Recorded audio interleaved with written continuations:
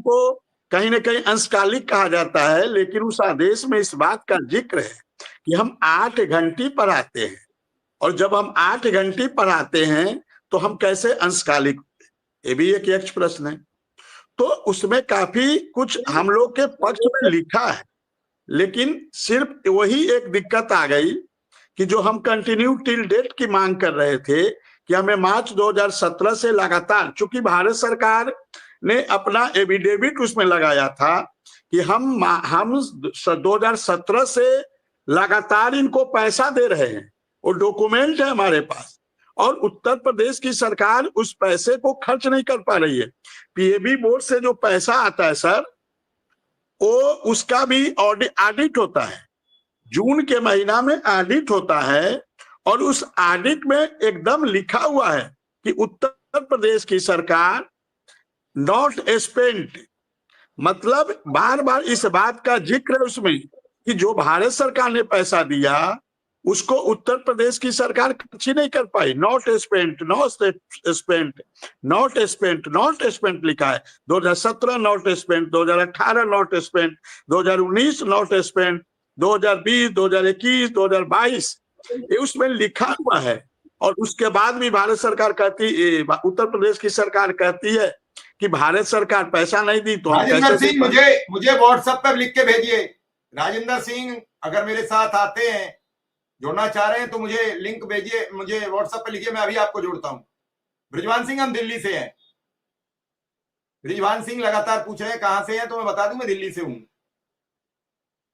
जी विक्रम सिंह बात पूरी करें, फिर शिक्षा मित्रों को बताएं क्या क्या हुआ आज कोर्ट में, क्योंकि मैं चाह रहा हूं कि कोई इनका अपीलेंट आ जाए तो ज्यादा बढ़िया है, लेकिन सबसे संपर्क कर रहा हूं, हो नहीं पा रहा है, समझ में नहीं आ रहा है क्या वजह रही है।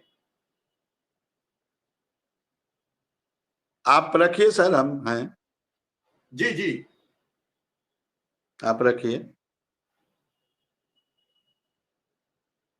नहीं, आप बात पूरी करिए, फिर हम अभी बात रखते हैं। नहीं तो वही मैं बता रहा था, और भारत सरकार ने अपनी एफिडेविट लगाई हुई है कि हम उत्तर प्रदेश सरकार को 2017 से लगातार अपने हिस्से की 60% धनराशि दे रहे हैं, लिखित में लगाया गया है। उसके बाद भी ना जाने कहां समस्या हुई और सरकार चली गई सुप्रीम कोर्ट, और सुप्रीम कोर्ट ने भी 14 अगस्त 2023 को इस बात को कहा कि आप पहले इनका 17,000 का भुगतान करके आइए, फिर हम आपकी बात सुनेंगे। हालांकि ये बातें रिटेन में नहीं आ पाई। अब कौन सी ऐसी परिस्थितियां थी कि ये बातें रिटेन में नहीं आ पाई। उसके बाद फिर सुनवाई हुई, उसमें हमारे जज साहब ने, हमारे वकील साहब ने काफी अच्छी बहस की। तो ओका साहब जज थे, उन्होंने कहा कि हम अगली सुनवाई में इसको, अगले डेट में इसको फाइनल सुनवाई कर देंगे, लेकिन दुर्भाग्यवश वो सुनवाई नहीं हो पाई। तो और उसके बाद की स्थितियां आप जानते ही, हमारे कुछ साथी चले गए वहां पे, और ये 2024 का साल तो सुप्रीम कोर्ट में एक बार भी सुनवाई नहीं हो पाई।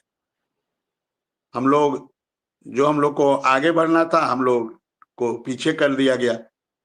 और अभी फिर 18 तारीख की डेट लगी है। अभी 11 तारीख को डेट लगी थी, लेकिन 11 तारीख को जज साहब नहीं बैठे, ऑगस्टीन जॉर्ज मसीह साहब हैं, वो नहीं बैठे। तो फिर 18 तारीख को डेट लगी है 1701 नंबर पे, और हम लोग ईश्वर से प्रार्थना करेंगे, अपने इष्ट देवता से प्रार्थना विक्रम सिंह, अब हम आज आपको एक बात बताते हैं कि एकता का निर्णय क्या होता है और अनेकता का क्या होता है।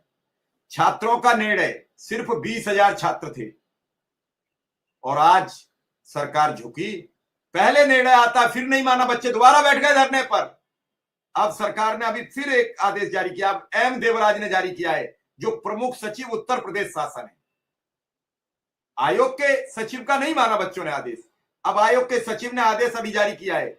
अध्यक्ष उत्तर प्रदेश लोक सेवा आयोग प्रयागराज, अध्यक्ष उत्तर प्रदेश अधीनस्थ सेवा चयन आयोग लखनऊ, उत्तर प्रदेश पुलिस भर्ती प्रोन्नत, सारे लोगों को लिखते हुए उन्होंने लिखा है, प्रदेश के विभिन्न भर्ती आयोग चयन बोर्ड चयन प्रक्रिया को पारदर्शी एवं सच्चतापूर्ण ढंग से कराए जाने से संबंधित दिशा निर्देश दिए जाने के संबंध में कृपया प्रदेश के विभिन्न भर्ती आयोग चयन बोर्ड की चयन प्रक्रिया को पारदर्शिता एवं शांतिपूर्ण ढंग से कराए जाने के संबंध में दिशा निर्देश दिए जाने के विषय शासनादेश संख्या फला फला दिनांक 19 जून 2024 का संदर्भ ग्रहण करने का कष्ट करें। उक्त सभी में समय